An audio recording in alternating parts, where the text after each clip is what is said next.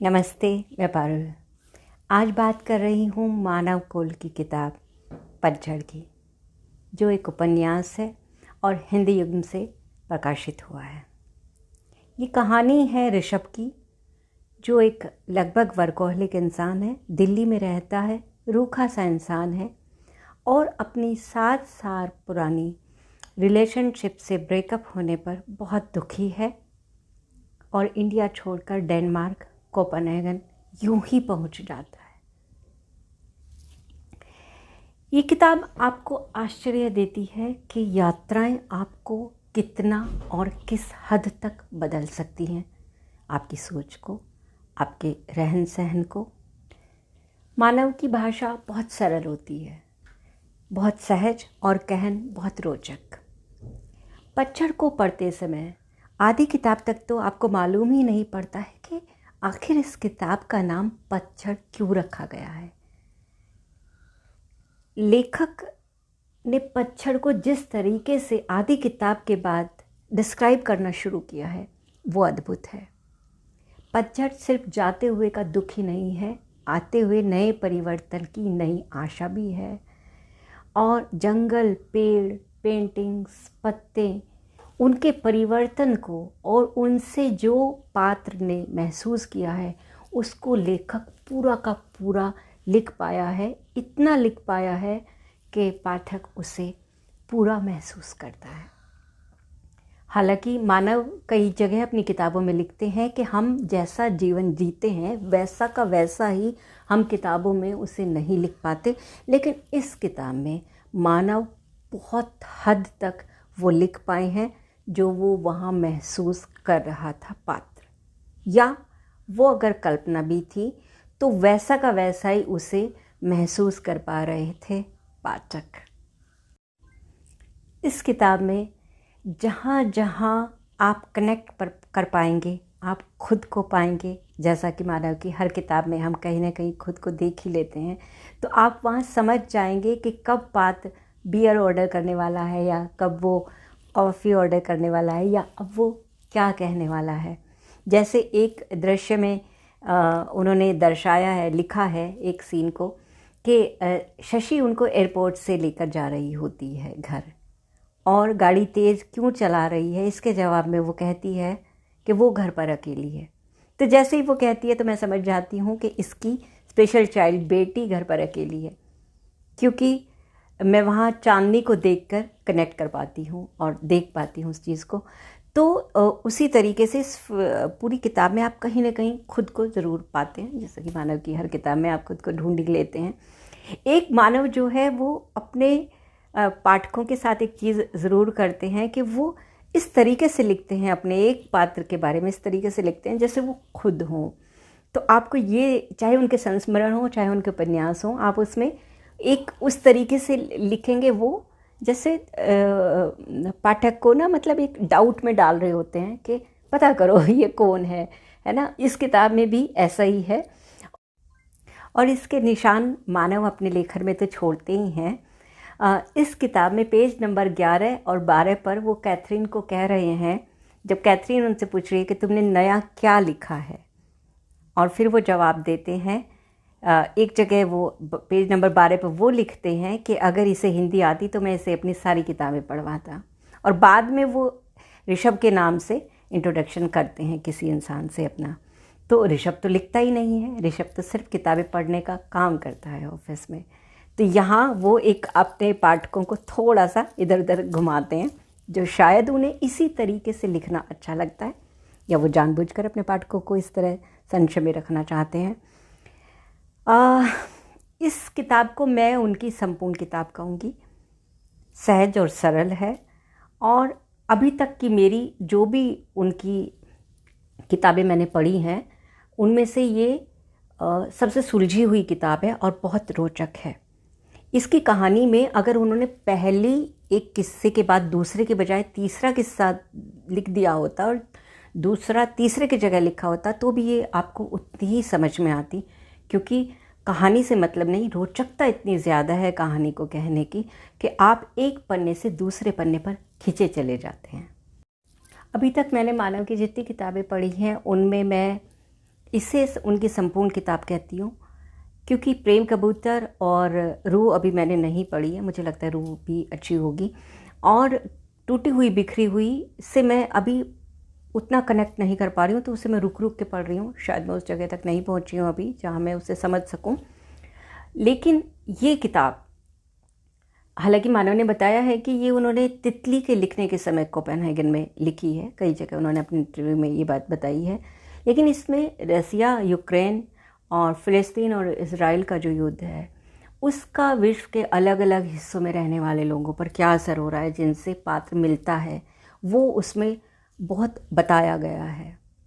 सबसे बड़ी बात है कि पात्र यात्राओं से जो परिवर्तन उसके मन का हो रहा है, वो अपने आप को देख पा रहा है, और वो सबसे ज़्यादा अपनी कमियां भी देख पा रहा है। वो ये देख पा रहा है कि मेरी प्रेमिका कहाँ कहाँ सही थी और मैं कहाँ कहाँ गलत था, और जिस ईमानदारी के साथ वो इसे महसूस करता है और इसे स्वीकारता है, कम से कम अपने सामने, उस हिसाब से ये किताबें अगर महिलाएं पढ़ें ना पढ़ें, लेकिन अपने पुरुष मित्रों को और अपने पतियों को तो ज़रूर पढ़ानी चाहिए।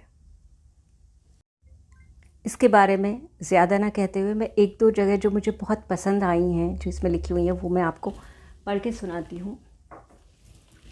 ये किताब है पतझड़।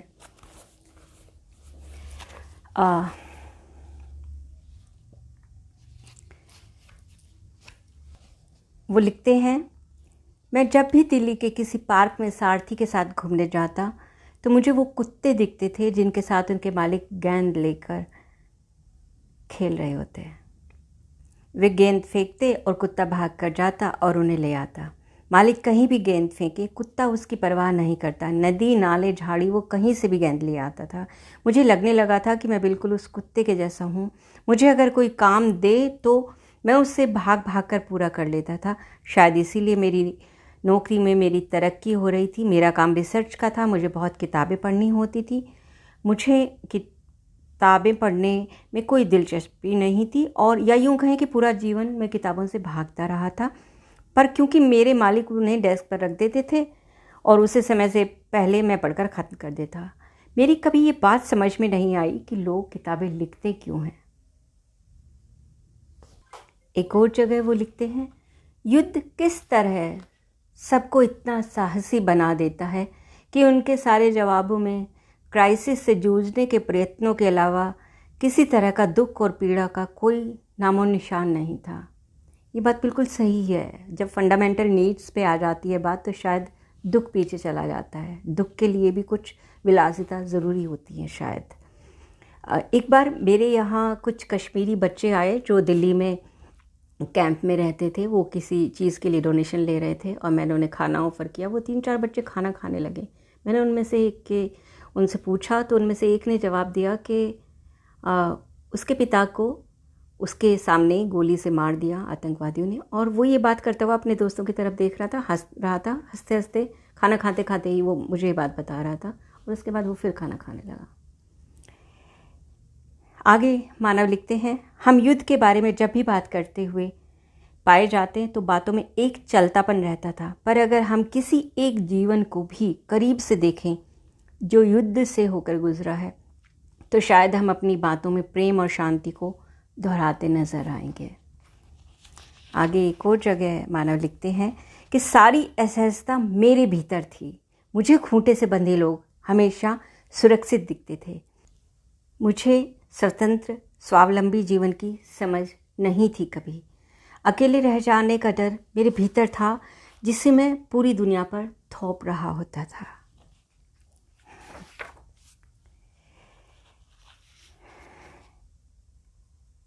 मैं कभी कभी दिल्ली से पहाड़ों पर सारथी के साथ जाता था तो हर एक दिन हर एक घंटे की सारी प्लानिंग पकड़ कर चलता था।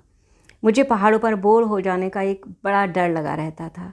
अपनी सारी प्लानिंग के बाद भी मैं हमेशा बोर होता और पकड़ा जाता था। सारथी को मेरी प्लानिंग और मेरा बोर होना हमेशा खलता था। वह मुक्त घूमना चाहती थी बिना किसी प्लानिंग के। वह कहती थी, यात्रा में अगर आश्चर्य ही ना हो तो उस यात्रा का मतलब ही क्या है। इस किताब में जितने आश्चर्य लेखक ने महसूस किए हैं वो सारे के सारे एज सच उन्होंने लिख के दिए हैं। एक दो और जगह हैं जो मुझे अच्छी लगी, मैं पढ़ देती हूँ। एक ही लास्ट है।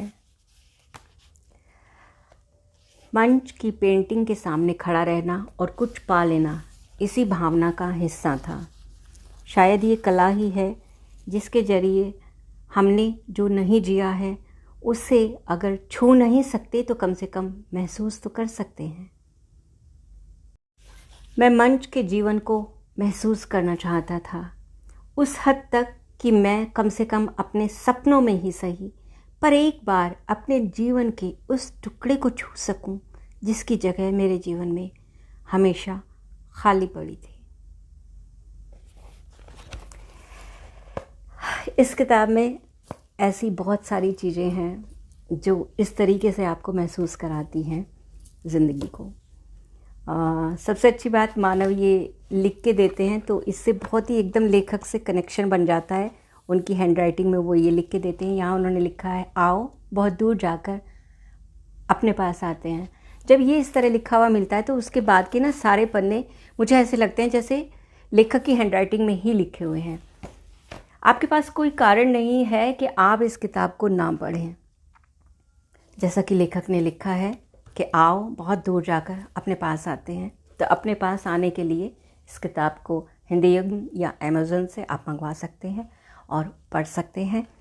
हम कोशिश करेंगे कि डिस्क्रिप्शन में अमेज़न का लिंक आपको दे दें। जल्दी एक और नई किताब के साथ आपसे मिलती हूँ। नमस्ते, मैं पारुल।